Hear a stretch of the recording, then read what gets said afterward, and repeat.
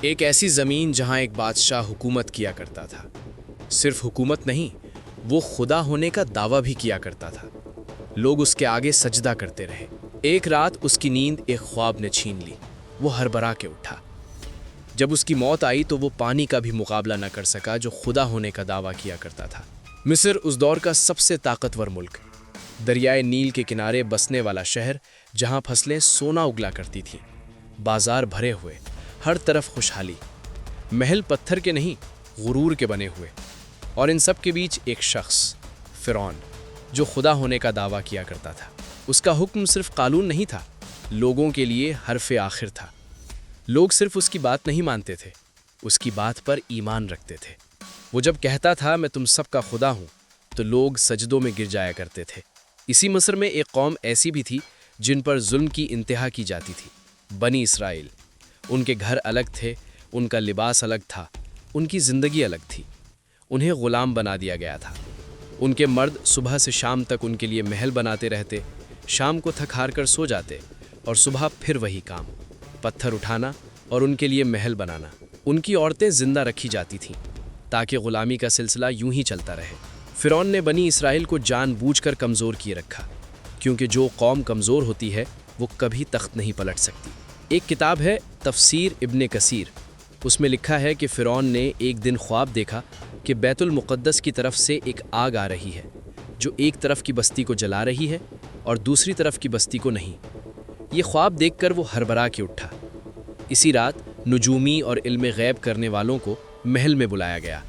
جب فرعون نے ان کو اپنا خواب سنایا تو ان میں سے ایک شخص نے کہا، فرعون، بنی اسرائیل میں ایک لڑکا پیدا ہوگا جو تیرے تخت کو الٹ کر رکھ دے گا۔ فرعون نے سوچا مسئلہ پیدا ہونے سے پہلے ہی ختم کر دیتے ہیں۔ یہاں سے بنی اسرائیل میں ظلم کی داستان شروع ہوئی۔ ہر پیدا ہونے والے لڑکے کو مار دیا جانے لگا۔ اسی ظلم کے دور میں حضرت موسیٰ پیدا ہوئے۔ ان کی والدہ ہر وقت خوف میں رہتی تھیں۔ پھر ان کو اللہ کی طرف سے حکم ملا کہ جب تم خوف محسوس کرو تو اسے ایک صندوق میں ڈال کر دریا میں بہا دینا، ہم تمہیں اسے واپس لوٹا دیں گے۔ تفسیر ابن کثیر کتاب کے مطابق ماں نے اس بچے کو صندوق میں ڈال کر دریا میں بہا دیا اور اپنی بیٹی سے کہا، دور سے دیکھتی رہنا، پاس مت جانا۔ بہن دریا کے ساتھ ساتھ اس صندوق کو دور سے دیکھتی رہی۔ صندوق فرعون کے محل کے پاس جا پہنچتا ہے۔ جب یہ صندوق فرعون کے پاس پیش کیا جاتا ہے اور اسے کھول کر دیکھا جاتا ہے تو اس کے اندر حضرت موسیٰ موجود ہوتے ہیں۔ تو فرعون کی بیوی حضرت آسیہ کو اس بچے پر بہت پیار آتا ہے اور وہ فرعون سے کہتی ہیں، کیوں نہ ہم اس بچے کو پال لیں؟ یہیں سے حضرت موسیٰ کی پرورش فرعون کے محل میں شروع ہوتی ہے۔ وقت گزرتا گیا اور حضرت موسیٰ بڑے ہو گئے۔ ایک دن حضرت موسیٰ جب بازار سے گزر رہے تھے تو دو لوگوں میں لڑائی ہو رہی تھی۔ حضرت موسیٰ آگے بڑھے اور انہیں چھڑوانے لگے۔ اسی دوران ان میں سے ایک شخص مر گیا اور حضرت موسیٰ بہت خوف زدہ ہو گئے اور مصر چھوڑ کر چلے گئے۔ اور حضرت موسیٰ مدین پہنچے جہاں ایک کنویں کے آس پاس کچھ لوگ کھڑے تھے اور دور دو لڑکیاں اپنی بکریوں کے ساتھ کھڑی تھیں۔ جب حضرت موسیٰ ان لڑکیوں کے پاس گئے تو انہوں نے کہا کہ جب یہ مرد چلے جائیں گے تو ہم اپنی بکریوں کو پانی پلائیں گے۔ حضرت موسیٰ نے ان کی مدد کی اور ان کی بکریوں کو پانی پلایا۔ اس کے بعد حضرت موسیٰ ایک پیڑ کے سائے میں بیٹھ کر اللہ سے دعا مانگ رہے تھے۔ اسی دوران ان دو لڑکیوں میں سے ایک لڑکی ان کے پاس آئی اور ان سے کہا، ہمارا والد آپ کو بلا رہے ہیں۔ روایت میں آتا ہے کہ وہ بزرگ حضرت شعیب تھے۔ حضرت موسیٰ نے انہیں اپنی ساری داستان سنائی تو انہوں نے کہا، ڈرو مت، اب آپ ظالموں سے بہت دور ہیں۔ اور ان کی بیٹی نے کہا، بابا انہیں کام پر رکھنے، یہ امانت دار بھی ہیں اور طاقتور بھی۔ حضرت شعیب نے کہا، میں اپنی بیٹی کا نکاح تمہارے ساتھ کرنا چاہتا ہوں، شرط یہ ہے کہ تمہیں 10 سال ہماری خدمت کرنی پڑے گی۔ حضرت موسیٰ نے یہ قبول کر لیا۔ 10 سال کوئی عام دن نہیں تھے، بکریاں چرانا اور تنہائی۔ مصر کا شہزادہ اب چرواہا بن چکا تھا اور اللہ تعالیٰ اپنے نیک بندوں پر پریشانیاں لاتا ہے۔ اسی طرح یہ 10 سال گزر گئے۔ حضرت موسیٰ اپنی بیوی کے ساتھ مصر کی طرف روانہ ہوئے۔ راستے میں انہیں ایک پہاڑ پر روشنی نظر آئی۔ وہ گھبراتے ہوئے روشنی کی طرف بڑھے۔ حضرت موسیٰ جب وہاں پہنچے تو انہیں آواز آئی، میں تمہارا رب ہوں، میں نے تمہیں نبوت دی ہے، فرعون کے پاس جاؤ اور اسے اسلام کی دعوت دو۔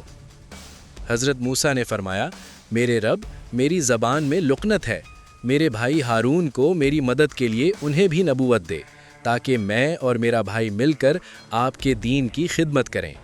اللہ تعالیٰ نے فرمایا آپ کی یہ دعا قبول کر لی گئی ہے۔ پھر حضرت موسیٰ اپنے بھائی ہارون کے ساتھ فرعون کے دربار میں حاضر ہوتے ہیں۔ فرعون اپنے محل میں تکبر کے ساتھ بیٹھا ہوتا ہے اور کہتا ہے تمہارا رب کون ہے؟ حضرت موسیٰ نے کہا میرا رب وہ ہے جو زندگی اور موت دیتا ہے۔ فرعون نے کہا مجھے ثابت کرو۔ فرعون نے اپنے سب سے بڑے جادوگروں کو بلایا۔ جب انہوں نے اپنی رسیاں زمین پر پھینکیں تو وہ سانپ بن گئیں، اور جب حضرت موسیٰ نے اپنی لاٹھی زمین پر چھوڑی تو وہ بہت بڑا اژدہا بن گیا، اور اس سانپ نے جادوگروں کے سب سانپوں کو نگل لیا۔ یہ سب دیکھ کر فرعون کے جادوگروں نے کہا یہ کوئی جادو نہیں، یہ کوئی اور ہی طاقت ہے۔ فرعون غصے میں بھڑک اٹھا۔ اس نے کہا میں سب کا رب ہوں، میرے سے زیادہ طاقتور کوئی نہیں۔ فرعون اسی طرح اپنے تکبر میں رہا۔ پھر اللہ کا ان پر عذاب آیا۔ تیز بارش، خطرناک ہوا، ان کی فصلیں ڈوب گئیں اور کئی مکانات گر گئے۔ جب بارش رکی تو لوگوں نے سوچا کچھ سکون ملا۔ اسی وقت ایک اور عذاب آیا، ٹڈیاں جو ہر چیز کو کھا گئیں۔ ایک اور عذاب آیا، ہر جگہ سے مینڈک نکلنے لگے۔ اللہ تعالیٰ نے حضرت موسیٰ سے فرمایا آپ پر جو ایمان لائے ہیں انہیں لے کر مصر سے نکل جاؤ۔ حضرت موسیٰ اپنے لشکر کے ساتھ روانہ ہوئے۔ جب فرعون کو پتہ چلا تو اس نے کہا میں انہیں پکڑ کر واپس مصر لاؤں گا۔ جب حضرت موسیٰ کا لشکر سمندر کے پاس پہنچا تو ان کے ساتھی کہنے لگے آگے سمندر ہے، پیچھے فرعون کا لشکر ہے، ہم تو ہلاک ہو گئے۔ حضرت موسیٰ نے فرمایا میرا رب میرے ساتھ ہے۔ اللہ تعالیٰ نے حضرت موسیٰ سے فرمایا اپنی لاٹھی سمندر میں مارو۔ جب حضرت موسیٰ نے اپنی لاٹھی سمندر میں ماری تو سمندر کا پانی سد ہو گیا اور بیچ سمندر میں سے ایک راستہ نکل آیا۔ جب فرعون نے یہ دور سے دیکھا تو اس نے کہا یہاں سے ہم بھی گزر سکتے ہیں۔ فرعون بھی سمندر کے بیچ میں اس راستے پر آ گیا جو بنا ہوا تھا۔ جب حضرت موسیٰ کا ہر لشکری وہاں سے گزر گیا تو اللہ نے سمندر کو حکم دیا پہلے جیسا ہو جا، تو سمندر کا بنا ہوا راستہ دوبارہ پانی میں ڈوبنے لگا اور فرعون کا لشکر بھی اسی کے ساتھ ڈوب گیا۔ آخری وقت اس نے حضرت موسیٰ سے کہا میں تمہارے رب پر ایمان لاتا ہوں، لیکن اس کا ایمان قبول نہیں کیا گیا۔ اللہ تعالیٰ نے فرمایا ہم تیرا جسم بچائیں گے تاکہ آنے والے لوگوں کے لیے عبرت کا نشان بنے۔